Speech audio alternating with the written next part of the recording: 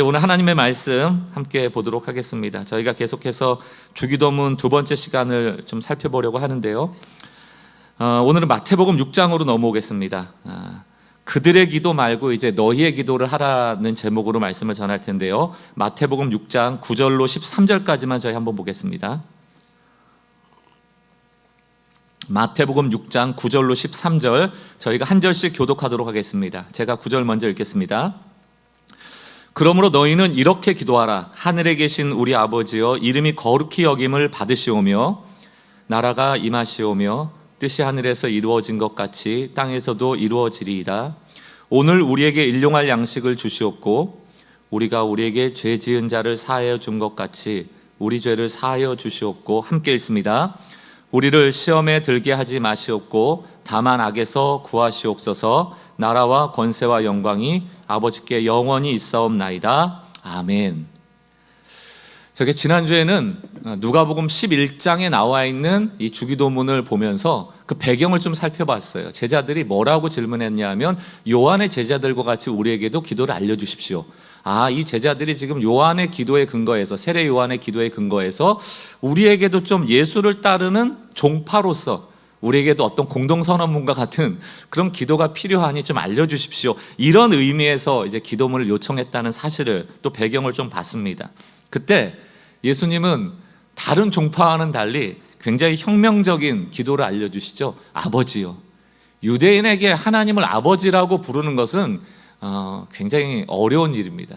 뭔가 신을 낮춰 부르는 느낌을 가졌기 때문에 아버지라는 호칭이 이전까지 유대인의 문서에 나오지 않는다 할 정도로 아버지라는 말은 매우 혁명적인 기도예요.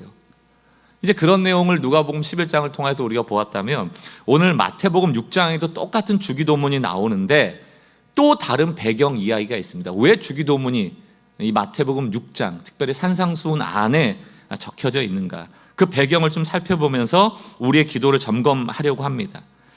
마태복음에서도 누가복음하고 똑같이 너희는 이렇게 기도하라 이렇게 얘기를 합니다. 그런데 너희는 이렇게 기도하라라는 문장을 뒤집어서 보면 너희는 저렇게 기도하지 말라는 얘기예요. 이게 반면교사가 있습니다. 너희는 이렇게 기도하고 저렇게 기도하지 마라. 다시 말해서 해서는 안 되는 기도가 있다. 잘못된 기도가 있다. 그러므로 너희는 저렇게 잘못된 기도하지 말고 내가 가르쳐주는 대로 이렇게 기도하라는 지금 가르침이라는 얘기입니다. 이런 맥락에서 보면 마태복음 6장의 주기도문을 가르쳐 주시기 전에 잘못된 기도에 대해서 주님이 먼저 언급을 하시는데, 이 잘못된 기도를 언급할 때 그 잘못된 기도를 하는 대상이 있어요. 누가 그렇게 잘못된 기도를 하는가? 그것을 예수님은 제자들, 너희와 상반되는 존재로서 그들이라고 지칭합니다. 그들은 저렇게 기도하는데 너희는 그들처럼 저렇게 기도하지 말고 너희는 하나님의 자녀로 이렇게 기도하라. 이런 메시지거든요. 그들이라는 반면교사가 나온다. 여기서 그들이라는 것은 당연히 종교화되어 버리고 율법화 되어버린 유대인들을 지칭합니다.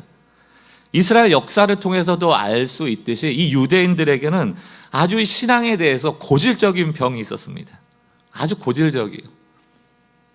이스라엘 역사를 통해서 늘 하나님과 부딪혔던 그 고질적인 문제, 그 문제의 핵심이 무엇인가? 이 유대인들은, 이 이스라엘 백성은 끊임없이 하나님을 대체할 수 있는 다른 왕을 구합니다. 늘 우상을 찾아요. 하나님으로 충분하지 못하다라는 생각을 늘 갖고 있습니다. 왜 도대체 하나님으로 만족하지 못했을까? 왜 하나님의 대체품을 찾았을까? 왜 자꾸 우상을 만들어냈을까? 그것을 우리가 확연하게 알 수 있는 힌트가 되는 성경이 있습니다. 그게 바로 사무엘이 이스라엘의 마지막 사사로 활동할 때 이스라엘 백성이 사무엘을 향하여 왕을 구한 사건입니다.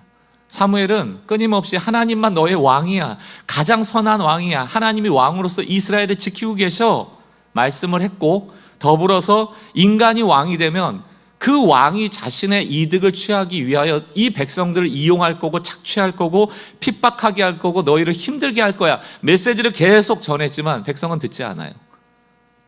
사무엘상 8장 19절 20절 말씀을 보십시오. 백성이 사무엘의 말 듣기를 거절하여 하나님이 선하신 왕이라는 것을 안 믿어요. 그리고 이르되 아니로소이다. 하나님만으로는 안 됩니다.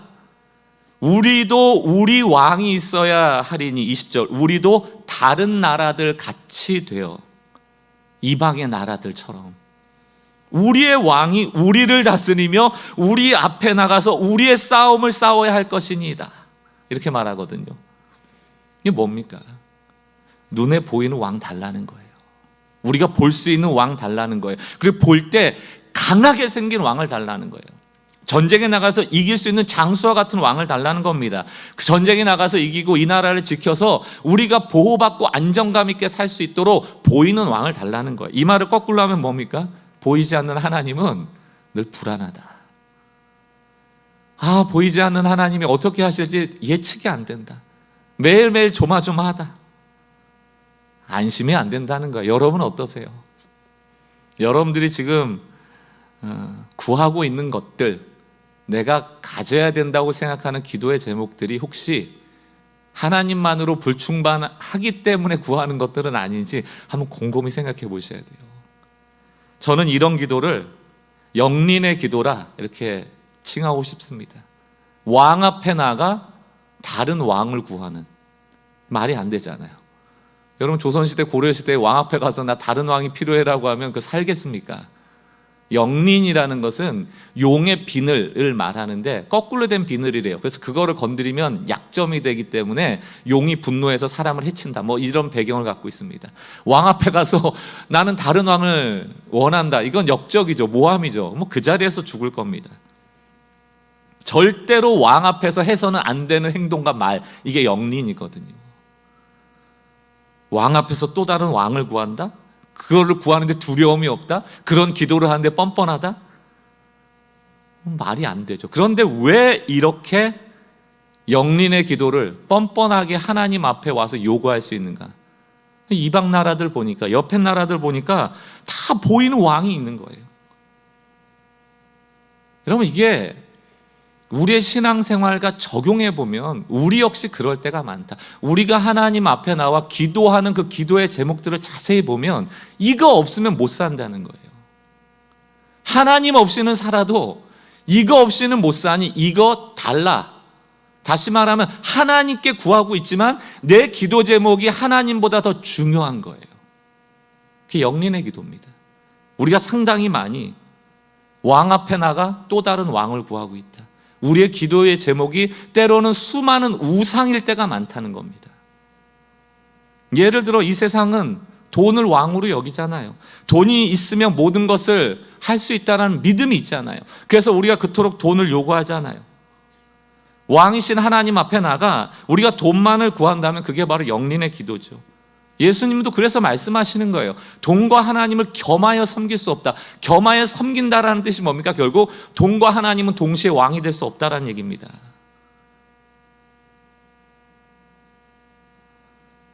나한테 돈이 왕인데 그 돈을 안 주시니 왕이신 하나님 앞에 나가 불만을 토하고, 하나님은 두 번째니 첫 번째인 돈이 이제부터 내 왕이니 왕을 주십시오 라고 요구하는 것과 뭐가 달라요?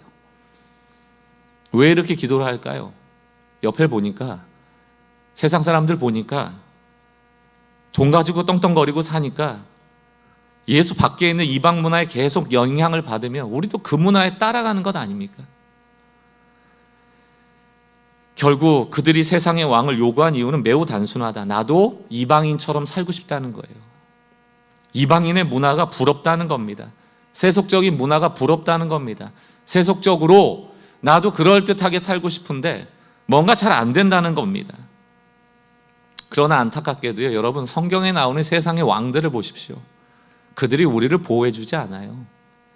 우리가 최근에 보았던 다니엘서를 보면 이 다니엘이라는 하나님의 선지자가 바벨론 시대, 페르시아 시대, 그리스 시대를 통하여 계속 등장하여 나오지만 그때마다 그 나라의 왕들의 모습이 어땠습니까? 한마디로 요약한다면 제멋대로, 자기 하고 싶은 대로, 자기 원하는 대로, 자기 이득이 되는 대로 매우 극단적인 이기심을 가지고 사람을 핍박하는, 백성을 이용하는, 심지어 하나님을 대적하는 일도 서슴지 않는 왕들 아닙니까? 대표적으로 다니엘 8장 4절, 순양과 순염소의 환상을 통하여서 뭘 알려줘요? 내가 본즉 그 순양이 서쪽과 북쪽과 남쪽을 향하여 받으나 그 뿔 가지고 들어받고 그것을 당할 짐승이 하나도 없고 그 손에서 구할 자가 없으므로 그것이 원하는 대로 행하고, 그 제멋대로라는 뜻입니다. 여러분들이 생각하는 하나님 아닌 다른 우상과 왕은 우리를 향하여 늘 제멋대로 굽니다. 우리를 보호하지 않아요. 우리를 안전하게 안정감을 주지 않습니다. 그럼에도 늘 이스라엘 백성은 이방인의 삶이 부러운 거죠. 그래서 예수님이 주기도문을 가르쳐 주시기 전까지 이스라엘 백성들의 기도는 이방인과 같은 기도였다. 왜? 이방인이 부럽거든요. 이방인들의 기도를 보면 이방인들은 저렇게 기도해서 부자 됐나? 이방인들은 저렇게 기도해서 잘 되나? 나도 이방인처럼 기도해야 되나? 가나안에서부터 바알과 아세라를 섬겼던 이유가 거기에 있잖아요. 풍요를 기원했던 것 아닙니까? 이방인의 기도의 특징은 뭔가? 혹하는 게 있어요, 여러분. 혹하는 게 있다. 우리를 잡아끄는 힘이 있어요. 왜? 사람은 보여지는 힘, 보여지는 화려함, 보여지는 것들에서 오는 안정감과 만족감을 원하거든요. 여러분, 이방인의 기도를 보면요, 핵심적인 특징이 액션이 커요. 뭔가 있어 보인단 말이에요. 저 사람이 저런 액션을 취하는 거 보면 저 신이 진짜 있을 것 같은데 라고 혹하게 하는 방식이라는 얘기입니다. 우리도 예배 드릴 때, 기도할 때, 찬양할 때 역동적인 거 좋아하시잖아요. 뭔가 제가 가만히 기도 인도하는 것보다는 막 손도 들고 막 이러면 저분 하나님이 진짜 있으니까 저렇게 하지, 없으면 저렇게 하겠어? 이렇게 생각하시잖아요. 하나님이 안 느껴지는데도 얼마든지 할 수 있어요. 막 크게 찬양할 수도 있고 박수 칠 수도 있고요. 아멘! 막 소리 지를 수도 있습니다. 하나님 없이도 얼마든지 할 수 있어요. 거기에 속으시면 안 되는데 우리는 속는다. 왜? 눈에 보이는데 혹하기 때문에. 여러분, 역동성과 예배의 성공적인 예배를 자꾸 일치시키는 거에 경계하셔야 돼요. 그런데 익숙해지지 않도록 경계하셔야 합니다. 두 눈을 만족시켜주는 무언가에 자꾸 경계하셔야 돼요. 그래서 우리가 왜 기도해야 되는가? 자꾸 눈을 감아야 돼요. 눈이 주는 만족을 떠나서 눈을 감고 하나님이 주는 만족이 무언가를 자꾸 생각해야 돼요. 그게 건전하고 성숙된 신학으로 나가는 길이거든요. 이방인의 제사를 보십시오. 열왕기상 18장을 보면 엘리야하고 바알의 선지자가 전쟁하는 장면이 나오잖아요. 영적인 전쟁을 벌이는데 그 전쟁의 룰이 이렇습니다. 열왕기상 18장 24절, 너희는 너희 신의 이름을 부르라. 나는 여호와의 이름을 부르리니 이에 불로 응답하는 신, 그가 하나님이시니라. 백성이 다 대답하되 그 말이 옳도다. 자, 이 영적 전쟁의 룰은 각자의 신의 이름을 부르는 겁니다. 바알 숭배자들이 있지도 않은 바알을 끄집어 드리기 위해서 어떤 액션을 취합니까? 18장 26절부터 좀 길지만 제가 빨리 읽어보겠습니다. 그들은 받은 송아지를 가져다가 잡고 아침부터 낮까지 바알의 이름을 불러 이르되 바알이여 우리에게 응답하소서 하나 아무 소리도 없고 아무 응답하는 자도 없으므로 그들이 그 쌓은 제단 주위를 뛰놀더라. 이게 순서예요, 여러분. 이런 이방인들의 제사는 처음에 불러요. 그 다음에 아무것도 없으면 그 다음부터는 액션을 크게 만들기 시작합니다. 이게 매뉴얼이에요. 뛰기 시작합니다. 27절, 정오에 이르러는 엘리야가 그들을 조롱하여 이르되 큰 소리로 부르라. 그는 신인즉 묵상하고 있는지 혹은 그가 잠깐 나갔는지 혹은 그가 길을 행하는지 혹은 그가 잠이 들어서 깨워야 할 것인지 하며 놀리는 거죠. 없으니까. 28절, 이에 그들이 큰 소리를 부르고, 처음에는 바알이여 부르다가 그 다음에 뛰놀고 그 다음에 바알이여 큰 소리를 부르고, 그들의 규례에 따라 매뉴얼이 있었다는 얘기입니다. 피가 흐르기까지 칼과 창으로 그들의 몸을 상하게 하리라. 29절, 이같이 하여 정오가 지났고 그들이 미친 듯이 떠들어 저녁 소재 드릴까지 이르렀으나 아무 소리도 없고 응답하는 자나 돌아보는 자가 아무도 없더라. 응답이 없죠. 바알은 없으니까. 여러분, 없을수록 더 난리다. 왜? 있는 것처럼 보여야 되니까. 상상해 보세요. 이 800명이 넘는 바알과 아세라 선지자들이 막 제단을 놓고 뛰고 있다는 거 상상해 보시라고요. 한 1000명 정도가 있는데 칼로 창으로 몸을 해야해서 막 피가 흐르고 있어요. 많은 사람들이 보면서 무슨 생각했을까요? 와, 칼로 저 정도 찌를 정도면 진짜 바알이 있으니까 저러지, 없으면 저렇게 하겠어? 그런 생각 안 들겠어요? 없으니까 쇼를 합니다. 있으면 쇼 안 해요. 쇼 할 필요도 없고요. 살아계신 하나님의 종 엘리야는 뭐라고 이 제단에서 이야기합니까? 그 룰대로 처음부터 신의 이름을 부르라고 했잖아요. 뛰놀고 피 흘리고 이런 건 없었잖아요. 열왕기상 18장 36절을 보십시오. 저녁 소재 드릴 때 이르러 선지자 엘리야가 나와서 말하되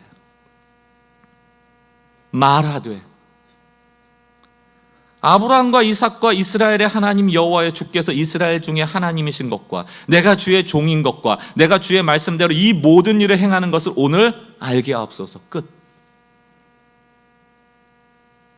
37절 여호와여 부르는 거예요. 내게 응답하소서, 내게 응답하소서. 이 백성에게 주 여호와는 하나님이신 것과 주는 그들의 마음을 되돌이키심을 알게 하옵소서 하매 불이 떨어지는 거예요. 반말할 거 없어요, 여러분. 하나님이 살아계시는데. 우리의 액션에 의해서 하나님이 움직이시는 분이 아닙니다. 우리 소리의 데시벨에 의해서 움직이시는 분도 아니에요. 하나님은 오직 믿음과 중심을 보신다. 말하여 이르되 나를 기억하여 주십시오라는 십자가에 달린 강도의 그 한 문장을 받으시는 분이세요.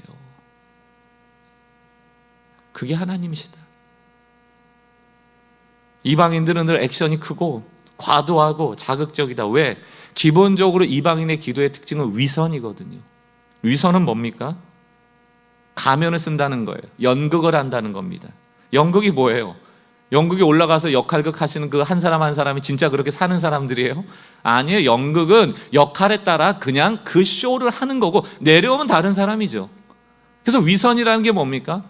이 앞에서 하는 말 다르고 뒤에서 하는 말 다를 때 위선을 떤다고 얘기하진 않아요. 예수님께서도 외식하는 자를 조심하라고 하지 않습니까? 그 위선이 외식이거든요. 말과 삶이 다른 자들. 이방인은 기본적으로 그래요. 앞에서는 쇼하듯이 막 신앙적인 척하다가 뒤돌아서면 없는 신이니까 자기 마음대로 제멋대로 사는 삶을 살고. 저는 요즘도 식당에 가면은 요즘 이제 기도를 합니다. 뭐 대표 기도도 하고 같이 모여서 식사할 때 식당이라도 기도하려고 하고 다 각자 기도하고 드시자고 얘기를 합니다. 그러나 늘 불편한 마음이 있다. 왜? 뭐 한 10명 몰려가서 식당에서 경건하게 기도한 다음에 엄청 식당에 민폐 끼치고 그러면 그 식당 종업원이나 주인이 보고 뭐라고 하겠어요? 주변에서 뭐라고 하겠어요? 저 교회 다니는 인간들은 좌우지간 식당에서도 민폐야. 시끄러. 그런 게 늘 마음에 걸릴 때가 많아요. 왜? 지금도 교회 다니는 사람 그럼 위선 떨고 가식 떨고 연극하고 가면 쓰고 많은 평가가 있잖아요. 말과 삶이 일치가 안 되니까 여러분 말하는 것처럼 살지 못한다면 말을 줄이세요. 과도한 액션을 줄이세요. 뭔가 하지도 못할까 하면서 하는 척하지 마세요. 이방인의 기도는 위선적이에요. 외식이에요. 연극해요. 큰 액션을 가지고 과장해요. 유대인들이 이때까지 그렇게 기도했다는 얘기입니다. 이방인 하는 게 좋아 보이니까 보세요. 그들처럼 하지 말라는 가르침을 주세요. 마태복음 6장 5절. 또 너희는 기도할 때 외식하는 자와 같이 하지 말라. 그들은 이렇게 나오죠. 그들은 사람에게 보이려고 회당과 큰 거리 어귀에 서서 기도하기를 좋아하느니라. 내가 진실로 이르노니 그들은 자기 상을 이미 받았다. 사람들한테 박수 받았잖아요. 환호 받았잖아요. 하나님의 응답은 없다는 얘기입니다. 사람이 주목하는 기도는 하나도 중요하지 않다. 사람이 주목하는 예배, 사람이 주목하는 찬양, 사람이 주목하는 집회 중요하지 않다. 하나님이 주목하고 있냐? 우리는 모르죠. 그래서 더 주님이 가르쳐 주시는데 집중해야 되는 거예요. 그걸 모르겠으니까 자꾸 우리는 액션을 과하게 하거든요. 이렇게라도 해야지 하나님 역사하는 것 같고, 이렇게라도 해야지 오늘 우리가 막 기도해야 한다고 모였는데 성공한 것 같고. 목요 기도에 10명 나오시거든요. 저는 아무 상관도 없습니다. 진심으로. 여기 1000명 모인다고 하나님 역사하시고 1명 나온다고 안 역사하시는 게 아니에요. 10명 모이는 교회라고 하나님이 작은 게 아니고 1000명 모이는 교회라고 하나님이 크신 게 아니고 상관이 없습니다. 한 명이 이 자리에 기도할지라도 한 과부의 기도를 한다면 하나님 들으시는 거예요. 그를 긍휼히 여기시는 겁니다. 아무리 많은 사람이 모여도 이방인의 기도를 한다면 하나님 들으시지 않는 것이죠. 마태복음 6장 7절을 보십시오. 또 기도할 때 이방인과 같이 중언부언하지 말라. 그들은 말을 많이 하여야 들으실 줄 생각한다. 혹시 우리의 생각과 같은 거 아니에요?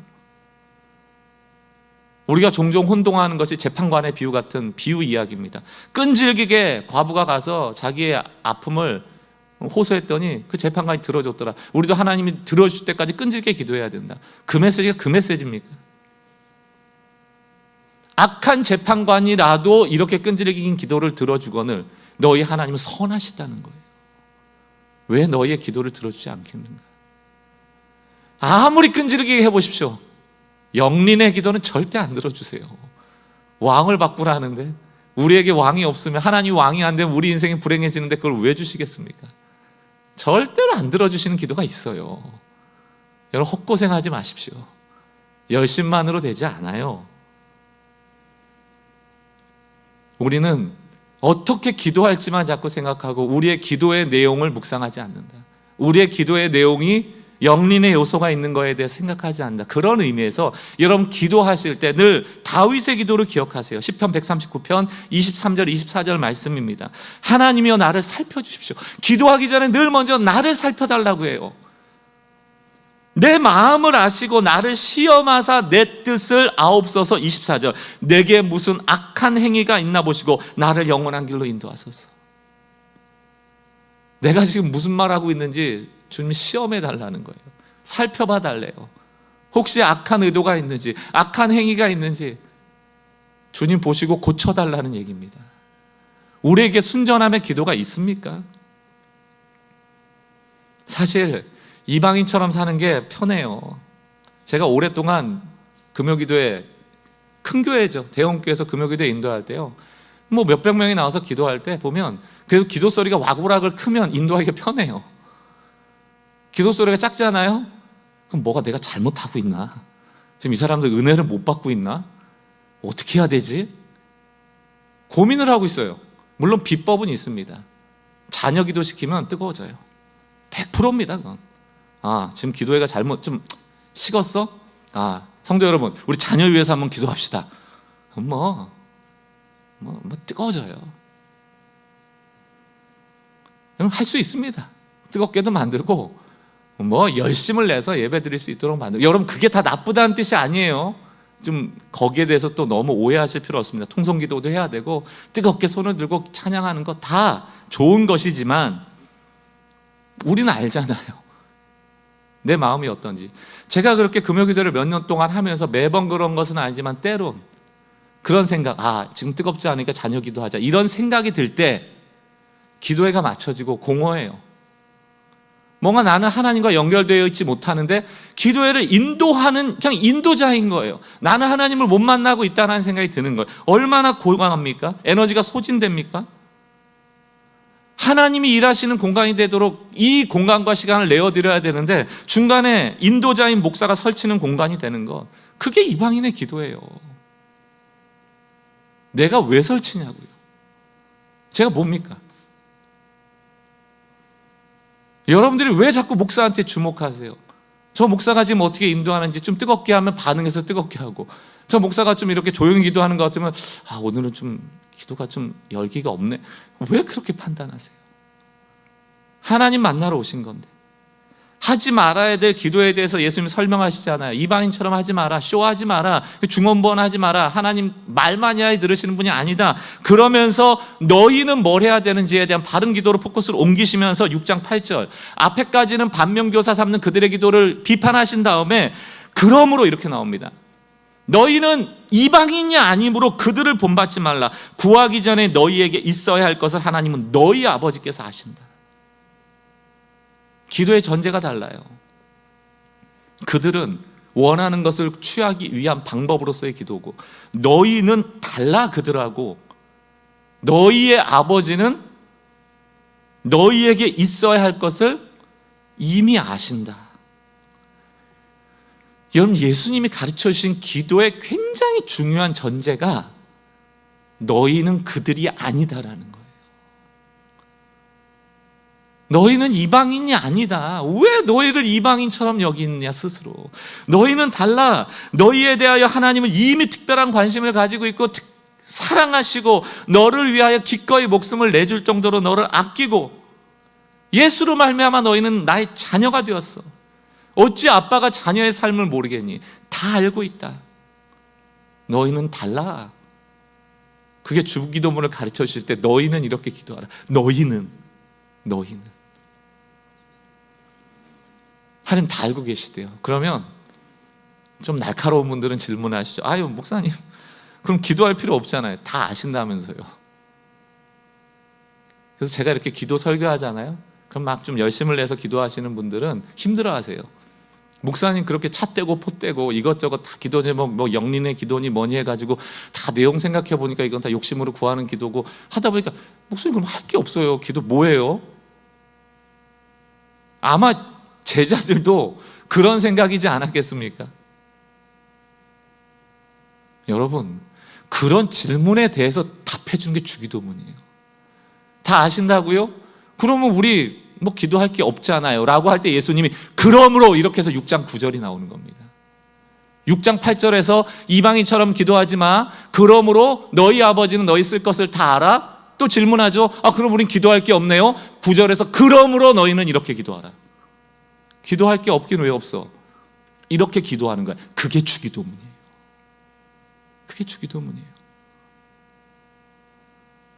너희가 어떠한 존재인지를 알 때 비로소 할 수 있는 기도. 6장 9절 우리 같이 한번 읽어보겠습니다. 기도할 거 없어요 라고 입이 이렇게 뾰쭉 나와가지고 그럼 어떻게 기도하란 말이에요 라고 하는 우리를 향하여서 6장 9절 같이 읽습니다. 시작. 그러므로 너희는 이렇게 기도하라. 하늘에 계신 우리 아버지여 이름이 거룩히 여김을 받으시오며. 여러분 시간 많이 들인다고 기도가 되는 게 아니고요. 주기도문의 의미를 잘 알므로 우리는 충분히 아버지 앞에 바른 기도할 수 있다. 너희가 누구인지 알 때로부터 기도는 바르게 시작된다. 우리는 이방인의 정체성을 가지고 기도할 때가 많아요. 내 사정을 모를 거야. 떼써야 될 거야. 오래 해야 될 거야. 많이 말해야 될 거야. 주기도문은 무엇을 얻어내기 위한 수단으로서의 기도가 아니고 바로 우리가 누구인지에 대한 자기 선언문과 같은 겁니다. 여러분 어떤 존재세요? 성경을 보면 너희는 어떠한 존재라고 우리를 위로하고 격려하고 힘을 주는 메시지가 엄청 많습니다. 몇 가지만 제가 선포해 볼게요. 마태복음 10장을 보십시오. 29절. 참새 2마리가 한 아사리온에 팔리지 않느냐. 그러나 너희 아버지께서 허락하지 아니하시면 그 하나도 땅에 떨어지지 아니하리라. 너희에게는 머리털까지 다 세신 바 되었나니. 31절. 두려워 말라. 너희는 많은 참새보다 귀하니라. 이방인과 다르다는 거예요. 내가 하나님께 귀한 존재로 여김 받고 있다라는 전제로 기도하는 것과 하나님은 나를 귀하게 여기지 않아 그러므로 나는 기도를 통하여 귀한 존재가 될 거야 다르다는 얘기예요. 요한일서 4장 4절을 보십시오. 자녀들아 너희는 하나님께 속하였고 또 그들을 이기었나니 이는 너희 안에 계시니가 세상에 있는 자보다 크다. 왜 자꾸 세상을 따라 기도하느냐? 너희 안에 이미 큰 자가 계시다. 이기리라. 베드로전서 2장 9절 우리 너무 잘 아는 말씀이죠. 그러나 너희는 택하신 족속이요 왕같은 제사장들이요 거룩한 나라요 그의 소유된 백성이니 이는 너희를 어두운 데서 불러내어 그의 기이한 빛에 들어가시니 아름다운 덕을 선포하게 하려 함이라. 누군가는 이것을 안다면 날마다 우리가 어떠한 존재인지 얼마나 은혜 받은 자인지를 감사하고 찬양하고 하나님과 교제하는 기도 가운데로 깊이 들어가지만 이걸 느끼지 못하는 자는 감사는커녕 왜 이거 안 주시냐고 불평불만을 쏟아내는 이방인의 기도를 날마다 하고 있는 것 아닙니까? 영린의 기도 말이에요. 예수님은 주기도문을 가르쳐 주시면서 너희는 이렇게 기도하라. 너희는 너희에게 주는 거예요. 여러분 이 주기도문을 통하여서 이 주기도문만 달달달달 외우면 기도 다 했다라는 뜻이 아니고 산상수훈안에 왜 예수님은 주기도문을 끼워 넣으셨을까? 제가 이 말씀을 보면서 깨달은 게 뭐냐면 주기도문을 할 수 있는 자격 있는 자는 너희거든요. 하나님의 자녀거든요. 이 기도로 아버지와 깊이 관계에 있음을 깨닫는 자들, 내가 보호받고 사랑받고 있음을 분명히 아는 자들만이 산상수훈적인 삶을 살아낼 수 있는 거예요. 기도만 해서 우리가 원하는 거 얻어내라는 게 아니고, 너희는 이렇게 기도하고 주님이 기뻐하시는 삶을 살라는 내용을 포함하고 있는 겁니다. 주기도문은 위선자 되지 말고 이런 기도를 한다면 산상수훈의 삶을 살아내라. 마태복음 5장 13절 보세요.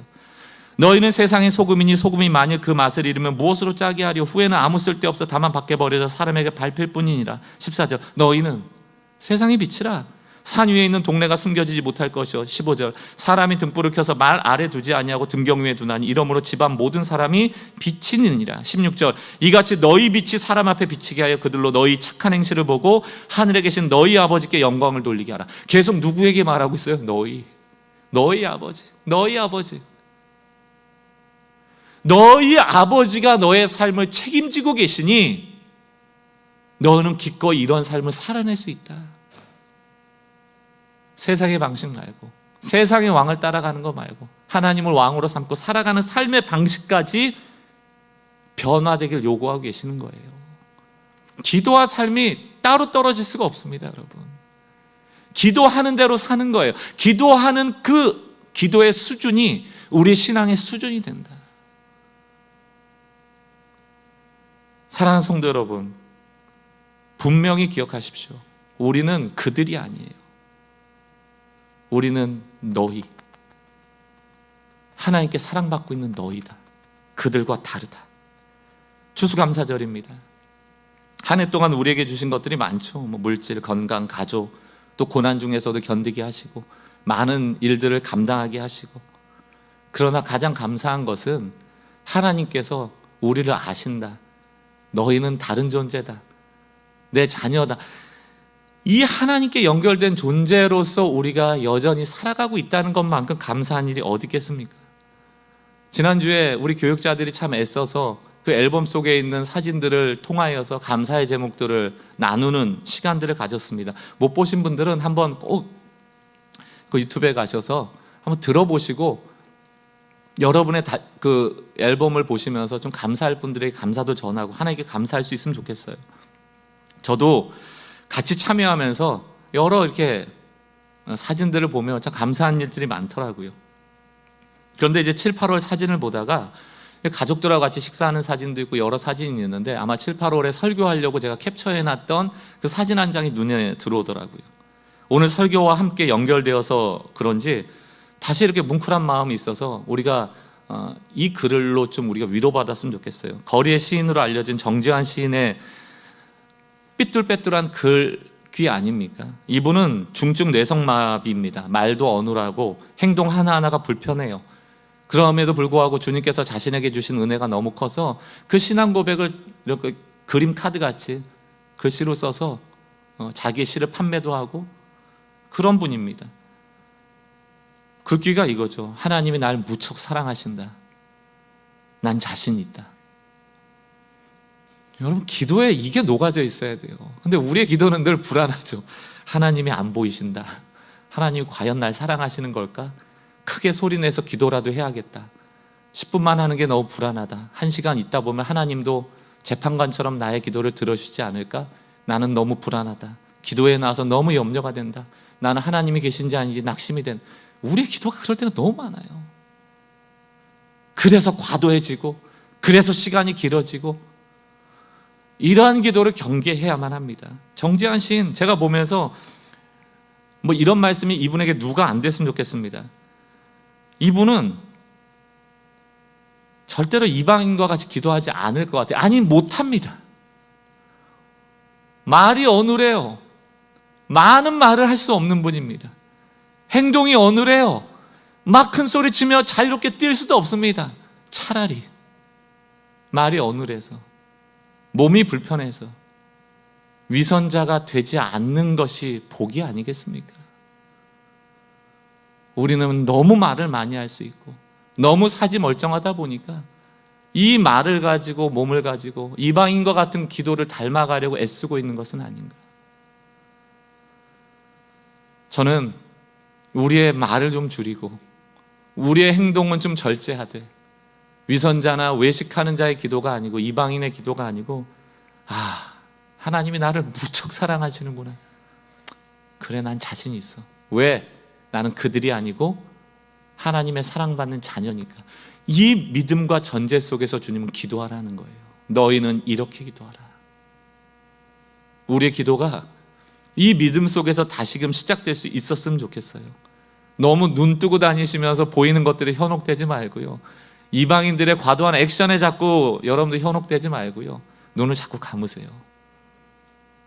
혹은 말씀에 집중하셔서 말씀에 눈을 두시고 말씀 한 절 한 절을 읽으면서 맞아, 아멘, 하나님 이런 분이시지, 맞습니다 주님, 제게도 일이 되길 원합니다. 여러분 시편 한 편을 놓고 기도해 보세요. 한 시간이 시간 모르게 갑니다. 그런 기도하세요. 하나님을 주목하는 기도하세요. 우리는 교회 우리 성도님들의 기도가 이 주기도문을 통하여서 너희의 기도가 되시는 은혜가 있길, 그들의 기도를 과감하게 포기하는 은혜가 있길 주님의 이름으로 축원합니다.